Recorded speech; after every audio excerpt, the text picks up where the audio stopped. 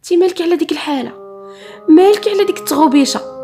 وزايداها بالعكفه والتزاره نهار كله وانتي دايراها مقابله غير الدار، من الصالون للبيت او من البيت للكوزينه، من الكوزينه للدراري او من الدراري للراجل. تلقاك هادي وتشدك هادي مقواك يا اختي، او في الاخر مني تبركي تشدي اليوتيوب، داك السياق والتخمال والجفاف اللي تخليه في الدار تلقاه في اليوتيوب. ايوا ناضيه لالا حيدي العكس واعطيني ودنيك، اجي وتبعيني. اليوم غادي نوريك كيفاش تدوري بالحاله. ايوا بقاي معايا. السلام عليكم البنات، كنتمنى تكونوا بخير وعلى خير واحوالكم كلها طيبه. كيما تشوفوا معايا هاد البدايه هذه غير كنت كنضحك معكم البنات، وهكا باش نوصل لكم الفكره ديال الفيديو ديال اليوم. الفيديو ديال اليوم البنات فعلا غيكون روتين محفز وفيديو جديد ومختلف. صراحه ملينا المواضيع اللي كتكرر في اليوتيوب، وملينا فعلا من السياق والتخمال والجفاف عندنا في الدار، وكنفتحوا اليوتيوب كنلقاو تما يعني. ففيما درتي كتلقاي الروتينات روتيني والروتينات كتشابه نفس الشيء تقريبا كنلقاوه. فاليوم انا جبت لكم واحد الروتين اللي هو فعلا جديد، وكيف ما قلت لكم في العنوان، بركه من السياق، بركه من التخبال، بركه من الكوزينه، وندوزو نشوفوا شويه راسنا. كيف كتعرفوا البنات، قبل ما نوريكم هاد جوج حقائق اللي قدامي هنايا، بغيت نفتح معكم واحد القوس. البنت ملي كتكون في دار والديها اكيد كتكون كتهلا في راسها وكتقابل راسها، لان دي كتكون يعني ديال راسك. ولكن ملي كتزوجي كيتبدل كل شيء، مسؤوليه ديال الدار، الوليدات، الزوج، فتقريبا كل شيء يعني كاع النساء تتهمل راسها وتتلقى راسها العمر تيجري بها والوقت تيجري، وهي يعني ما مهتمه لا بالصحه ديالها ولا بالشكل ديالها ولا بالنفسيه ديالها. فسبق وقلت لكم هاد الهضره، ملي كتهتمي بالشكل ديالك مثلا بالبشره ديالك بالشعر ديالك، ملي كتبدلي اللوك ديالك فالنفسيه ديالك تتحسن. فغير شوفي، غير ملي كتشدي هكايا قدام المرايه وكتديها كتماكي ولا شي حاجه، ولا كتبدلي اللون ديال شعرك ولا شي حاجه، كيفاش كتكون النفسيه ديالك، وشي داكشي تينعكس على كيف قلنا على النفسيه ديالك وحتى على الناس اللي معاك في الدار. فبركه من الاهمال وبركه من يعني تضيعي الوقت مع وليداتك مع راجلك. اكيد خصك تهتمي بهم، ولكن لنفسك ايضا عليك حق. فما تبقايش يعني ملي تفيقي الصباح حتى العشيه وانتي مع الوليدات وانتي في الكوزينه، وهالراجل جا وها الغدا ها العشاء، صافي وكيدوز النهار ويلقاك ما يعني يقدر يدوز مده ديال شهر وانتي ما درتي ولا كريم على وجهك ولا وصفه طبيعيه ولا سرحتي داك الشعر. وكاين والله البنات اللي شفت انا بعض التعليقات ديال بعض الاخوات يعني كتقول لك سيمانه هذه ولا 15 يوم ما مشيت شعري.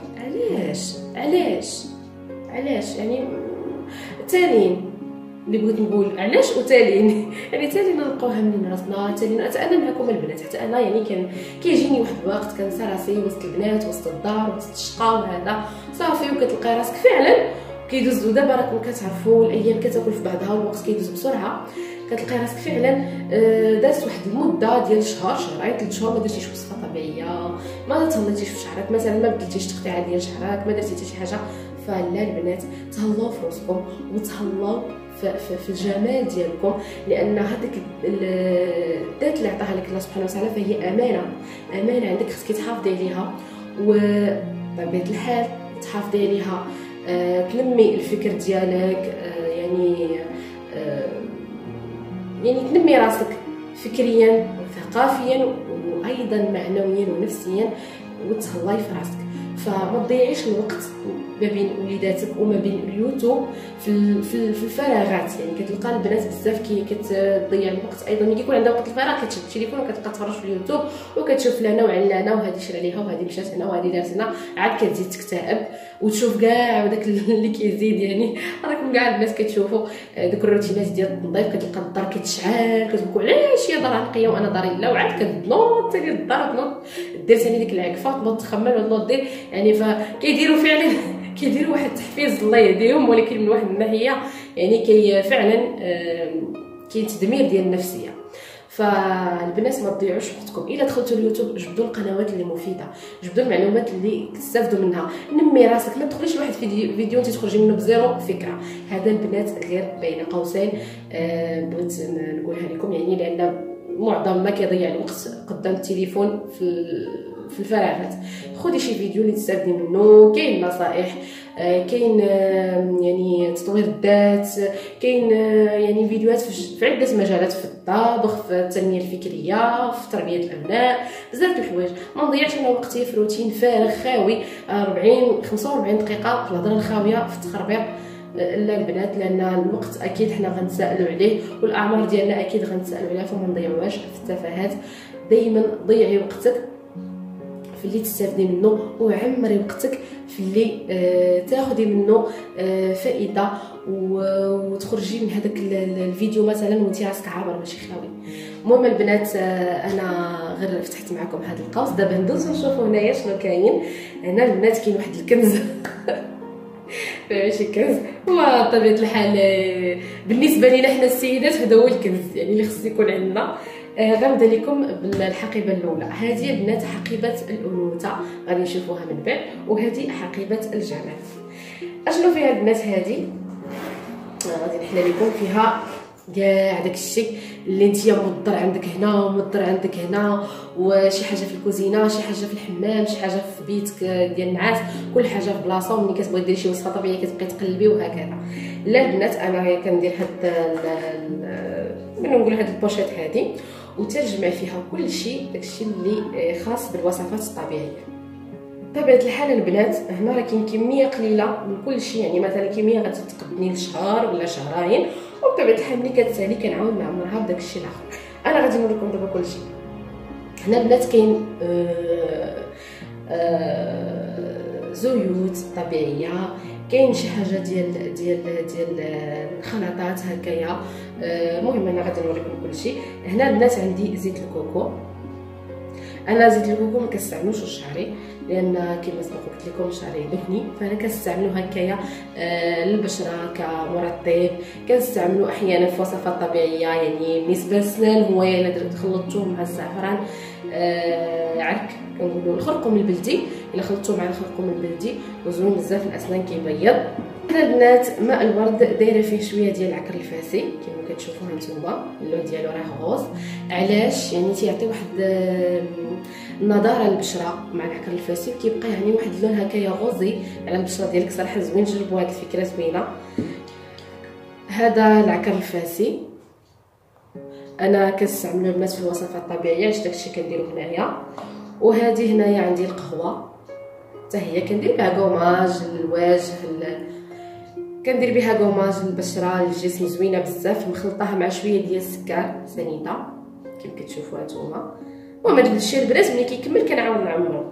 وعندي هنايا الخرقوم البلدي حتى هو في العوض، فاش نمشي ناخذو من هذيك ديال الكوزينه كنخليه هنايا، كندير شويه انا على حسب التجميل. الفيتامين او حتى هو كنستعملو بزاف في الوصفات الطبيعيه، سبق وريتو لكم كنديرو هنايا. سالات ليا الاولى، هذه دابا الثانيه. عندي هنايا البنات زيت الخرواح حتى هو كنديرو هنايا دائما. المهم البنات هادشي كيف قلت لكم ملي كيتقاضى كنعاود نصاوبو. عندي هنايا شويه ديال الروز مطحون نتوما. صراحه انا ما كنطحنوش، كناخذ فرينه ديال اليسور عاد تلقاوها في السوبر ماركاتو. وعندي هنايا هذه الخلطه اللي درت معكم ديك النهار، غادي نخليكم الرابط ديالها في صندوق الوصف. هانتوما كما كتشوفوا فيها شويه ديال العكر الفاسي، شويه ديال الدقيق ديال الشعير، انا كنت درت هنايا الا. المهم غادي نخليكم الرابط ديالها في صندوق الوصف. فيها الدقيق ديال الشعير، فيها المهم فيها شي مكونات زوينه، غادي نخليكم الرابط ديالها في صندوق الوصف. دائما كناخذ منها شويه وكنديرها زوينه هذه بزاف البنات. وعندي هنايا زيت ارغان هذا ديال التجميل.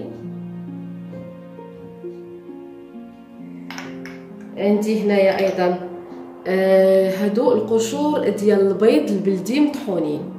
هانتوما البنات قشور ديال البيض البلدي مطحونين زوينين، هادو في الوصفات الطبيعيه غزالين بالنسبه للكلاف، بالنسبه للتصبغات اثار الحبوب غزالين. عندي هنايا واحد الخلطه فيها شويه ديال الحمص، فيها شويه ديال الحمص نحل لكم، فيها شويه ديال الحمص، شويه ديال الشوفان، وفيها الحليب بودره. ممكن نخلطهم هنايا، يعني كندير مجموعه ديال هذا ديال الخلطات. عندي واقيلا فيها حتى شويه ديال هذا النخاله مطحونه، كنطحن داكشي مع بعضياتو كنديرو هاد اللون بحال هكا، اللون ديال الحمص، ودرت فيها حتى شويه ديال الخرقوم بلدي. زوينه هذه البنات للتصبغات واثار الحبوب، كتصفي البشره زوينه والتبييض وداكشي كامل. شنو عندي تاني؟ عندي هنايا زيت اللوز الحلو، نتوما بقى منه غير شويه خصني نشريه، هذا اللي قلت لكم تناخذ من الصيدليه. وعندي هذا الجليسيرين حتى هو كنت خديته في وقت واحد، هذا حتى هو يقرب يسالي. وعندي هنايا واحد الخلطه زوينه بزاف بزاف البنات، غادي نديرها معكم ان شاء الله في فيديوهات مقبله. هذه ديال الهالات السوداء، زوينه بزاف البنات، هذه غزاله بزاف بزاف، كنديرها يعني هكايا مره يعني بعض المرات كندير الكريم الخاص تحت العينين، وبعض المرات كندير هذه حتى هي وصفه طبيعيه زوينه وغزاله و يعني فعاله 100%. المهم البنات هذا بالنسبه البوشيت الاولى. بالنسبه للناس هاد القريعات هادو عرفتوا ملي شفتهم، هادو كانوا ديال بنتي فاش كانت صغيره، وكنت كناخذ ليها الفروي دوك اللي تيكونوا يعني الفواكه تكون معجونه وتكون طيبه، كنت كناخذهم ليها. صافي هاد البوشيطات البنات عمليين، اكيد كل وحده فينا عندها وحده بحال هذه في الدار، فمزيان هكايا تاخذيها وتخدمي بها وديري فيها داكشي ديالك اللي تخدمي به يوميا. هادشي البنات كيما الشورى ملي كيتقاد عندي كنعاود نصوبو، يعني كنعاود نقاد ديك الخلطات، كنعاود نعمر ديك القرايه ديال الزيت وصافي، وكتبقى عندي دائما في الحمام، يعني ما كنحيدهاش، وكنبقى ناخذ منها كاع داكشي اللي يعني نستعمل. حيت الا حتى انا كنت بحالكم البنات، كنت كنحط داكشي يعني في بعيد عليا، فكنبقى دائما نقلب هذه فينايا ارا طحن شويه ديال الشوفان، ارا ناخذ الحليب بودره، هذه لا كنخلطهم دابا هنايا وتهنيت وبقيت كناخذهم فيما بغيت. دابا ندير شي وصفه طبيعيه، واخا كيجيني العكز بعض المرات ولا بدا كنهز هذه محطوطه حدايا في الحمام صافي، وكنخلط مع بعضياتها كلشي كاين هنايا. بطبيعه الحال الياغورت الطبيعي اللي كندير انايا بزاف الوصفات الطبيعيه كناخذهم من الثلاجه، ما يمكنش نخليه هنا. المهم هذا الناس بالنسبه للحقيبه ديال الجمال. دابا ندوزو لحقيبه الانوثه، غزاله بزاف هذه حتى هي، هذه الفكره زوينه. بالليل البنات ملي كتسالي الشغل ديال الدار وداكشي، يا ربي الا غسلتي وجهك وصليتي صلاتك وداكشي صافي وكملتي، فكنعكزو نديرو كريمات، كنعكزو هكا نرطبو يدينا نرطبو وجهنا. كيكون عندك داكشي مثلا في المجار ولا شي حاجه بعيده لك باش تنوضي تاخديه ولا شي حاجه صافي كتعكزي. راه كلنا كيجينا العكز يعني مرض العصر هو العكز، وكنعكزو غير على راسنا، ما كنعكزوش على وليداتنا ولا دارنا ولا شي حاجه، كنعكزو غير على راسنا. فانا البنات على داكشي جبت لكم هاد الافكار هذه باش ما تعكزوش. هذه كما قلنا في الحمام، وهذه معاك في البيت ديالك، ويا ترى لو حطيتيها في شي بلاصه اللي تكون قريبه عليك. المهم بنات انا غادي نوريكم هنا شنو كاين شي حوايج اللي هكايا يعني كنحتاجوها هكا وزوينه وعمليه هكا بالليل.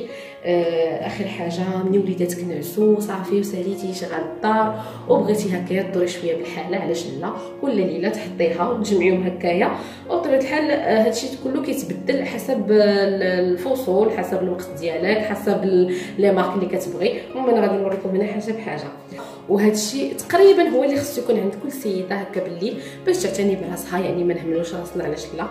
اول حاجه البنات هي البارفان، انا كنستعمل هذه حاليا هي غوتيه. صراحه البارفان شي حاجه اللي ضروري عندي، كنستغناش عليها، كنستعمل هذه دابا لان شتويه بهذا الوقت هذا زوينه. وبطبيعه الحال كنبدل كل مره يعني كل مره كتبدلي حسب الفصل حسب الرغبه ديالك.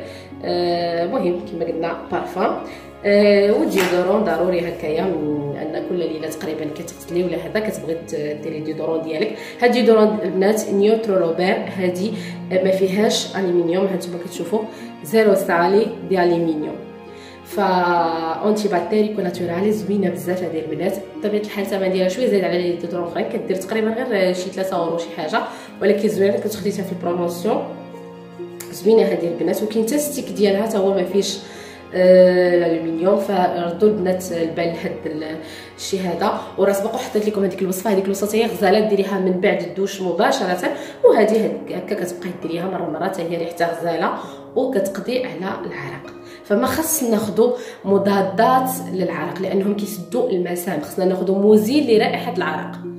يعني دوك لي ستيك تيكونوا مضادين تيسدوا المسام. صراحه انا ما عنديش معهم بزاف. الديودورون كتكون غير كتحيد ريحه العرق، دابا بطبيعه الحال في البرد ما تيكونش رائحه عاده. المهم كما قلت لكم انا تندير هاد لا مارك هذه زوينه. وهنايا عندي هذا المرطب، هذا البنات ديال غارنيي زوين بزاف برائحه الكوكو، حيت انا اي حاجه فيها الكوكو كتعجبني الريحه ديالها بزاف. الريحه ديالو غزاله غزاله غزاله بزاف البنات. هو الجسم واليدين وكل شيء زوين بزاف بزاف بزاف. حاليا كنستعملو يعني كل مره كيف قلت لكم كنبقى بدل. سبق وريتكم هذاك ديال جونسون تا هو الريحه ديالو غزاله. دابا كندير هذا حتى هو زوين. كنديرو لكل شيء يعني بيلي سيكا يعني البشره الجافه كنديرو الايد ديال الجسم ديالي زوين بزاف. حتى هو دائما كنخليه حدايا حيت كتعجبني دائما الريحه ديالو زوينه. وهنايا عندي السيروم، هانتوما راه قراب غنكملو مع البرد نيشان. هذا السيروم لاستي اللي سبق وريته لكم لتبييض البشره ومبيض المزيل البقع وداك الشيء تيدار. كيف قلت لكم سبق قلت لكم السيروم تنديرو دابا في البرد تستافدوا منه اكثر، يعني سيرومات هادو ما خصهمش يديروا في الصيف. فهذا زوين بزاف البنات، خديته مني بدا البرد. هانتوما راه قراب يكمل زوين غزال بزاف. هذا حتى هو كنديرو قبل ما نعس، يعني هادشي قلت لكم البنات هذا هو الروتين قبل ما تنعسي. وكاين هذه الكريمه تحت العينين حتى هي ديال غارنيي زوينه، حتى هي هذه ما فيهاش بارابين زوينه. وبطبيعه الحال كتكون ضروري تكون عندك هكا واحد المرايه يعني باش تشوفي فيها هكا واش كتقادي الحاله علاش لا. وبطبيعه الحال واحد هكا كما كنقولوا قلم كريون ديال العينين. عندي هنايا واحد الكلوس، وهنايا الريسيل هكا مره بطبيعه الحال. ما كنتش نقول ما كديروش بزاف غير مره يعني الا بغيتي تقادي الحالات احيانا يعني بعض المرات كتعشق لك هكا بالليل ديري شي حاجه فيكون هذا الشيء قريب ليك. كما شفتوا البنات عندي هنايا واحد نقص ضفران هكا لا بغيت نقطع ضفاري وهذا مبرد هكايا. بعض المرات كيف قلت لكم بالليل عاد كتبداي تبغي يعني تهتمي براسك شويه. المهم البنات هذا هو الاقتراح ديال اليوم. فنتمنى البنات ان الفكره ديال اليوم تكون عجباتكم وان كل وحده فيكم دير حقيبه بهذا الشكل هذا باش تعتني براسها وباش هكايا تعتني بنفسها. كنتمنى الناس ان هذا الروتين هذا يكون حفزكم فعلا وانكم تنوضوا دابا توجدوا حقيبه الجمال وحقيبه الانوثه باش تعتني بنفسك وباش هكايا تبقاي دائما يعني في حاله جيده وفي نفسيه جيده. هذه البنات للاشاره فقط راه ماشي غير بالليل، يعني حتى بالنهار تكون هكايا قريبه ليك. الصباح ملي تنوضي يعني حتى هو تاخدي هذا الشيء وديري الكريم المرطب ديالك، ديري البارفان ديالك. علاش لا تقادي الحاله؟ علاش لا البنات؟ علاش ديك العكفه وداك نفيقوا على الصباح راك الكوزينه؟ لا، اهتمي بنفسك. علاش جلسي حتى ساعه قدام المرايه؟ علاش لا على قبل راسك ومن بعد دوزي ديري الشغل ديالك. والحاجه اللي نوصيكم عليها البنات هي الفياق بكري، لان الفياق بكري بدها بشري. فعندك وليدات صغار ما تنسيش يعني معطله او ما تفيقيش معطله. بالعكس يعني حاولي انك تفيقي بكري، لان الفيق بكري البنات كيعطي واحد النشاط وواحد الحيويه هكا. ملي كتفيقي معطله كتحسي براسك مرخيه وعيانه وما قادره ديري حتى شي حاجه وكتفقدي الرغبه انك ديري شي حاجه في الدار، بخلاف ملي كتكوني هكايا فايقه بكري. بالعكس كتكون عندك الرغبه انك ديري كل شيء. راكم عارفين البنات كلكم جربتوا ملي كتفيقي بكري كيفاش كتسالي شغلاتك بكري وكيفاش كتلقاي الوقت تهتمي براسك وتعتني براسك. فانا البنات جبت لكم هاد الافكار هذه باش كل وحده فيكم دير حقيبه الانوثه وحقيبه الجمال وتعتني براسها وتهتم براسها وتهلاو في راسكم البنات. راه لا ما تهليتيش في راسك ما كاينش اللي غيتهلا فيك. اما نختم الفيديو البنات بغيت غير نوريكم واحد الحاجه. هاد المشطات هادو زوينين بزاف للشعر هكايا زوينين ورطبين زالين. هاد المشطات البنات فاستعملوهم. بطبيعه الحال المشطه ما كنديرها لا هنا لا هنا، كتكون في الحمام بطبيعه الحال باش غير تغسلي وجهك تمشطي شعرك. المهم البنات هذا هو الفيديو ديال اليوم، ونتمنى ان شاء الله انني نكون حفزتكم وانكم تكونوا فعلا خديتوا واحد الطاقه ايجابيه وواحد الفكره انكم تهتموا براسكم وديروا هذا الشيء هذا قريب لكم باش تبقاي دائما زوينه ودائما زوينه في عين راسك. لانك الا كنتي كتشوفي راسك زوينه اكيد الناس كلهم غادي يشوفوك زوينه. اهتموا براسكم البنات، اعطيو الوقت لراسكم وحافظوا على الجمال ديالكم الداخلي والخارجي. خليتكم في امان الله. الفيديو الجاي ان شاء الله. السلام عليكم.